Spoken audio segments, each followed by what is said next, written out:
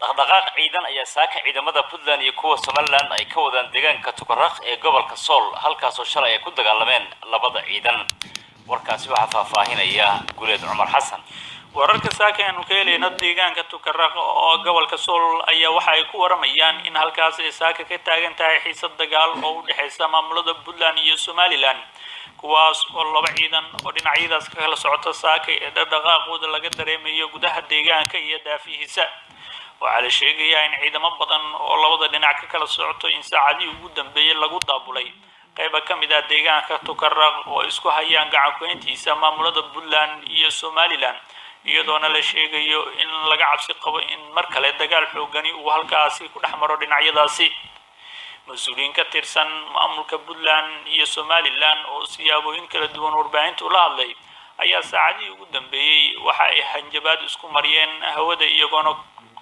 iyagoona midba mid kale uu ku goodiyay in uu dagaalkaasi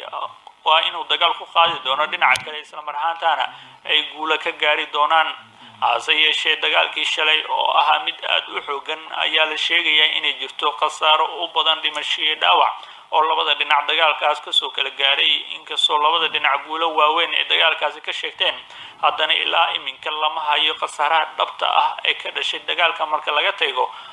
laga tago sheegashada labada dhinac ay kala sheeganayaan inay midba midda kale ay guuleysatay. waxaana saakay la arkayay ciidamo badan iyo gaadiid gaashaaman oo qayba ka mid ah deegaanada Puntland iyo Somaliland labada dhinac ay ka kala direen kuwa oo ku wajahan deegaanka Tukaraq ee gobolka Sool. sidoo kale waxaa jaran gabi ahaanba wadadii isku xireysay Garowe iyo qayba ka mid ah deegaanada Somaliland taas oo maalmihii aan ka soo gudubnaba hakad ku jirtay iyadoona dhaqdhaqaaqii wadadaas aysan jirin inaysan isticmaali karin dadka shacabka iyo waliba gaadiidka qaada dadka shacabka iskaga kala gooshaya qayba ka mid ah gobolada waqooyi ee Soomaaliya. waxaana arrinkaas ay imaanaysaa xilli Puntland ee gabi ahaanba hakisay dhaqdhaqaaqii wadadaas marka laga tago inay isticmaalayaan oo kaliya ciidamada Puntland oo dhaqaaqaya dhanka deegaanka Tukaraq ee gobolka Sool.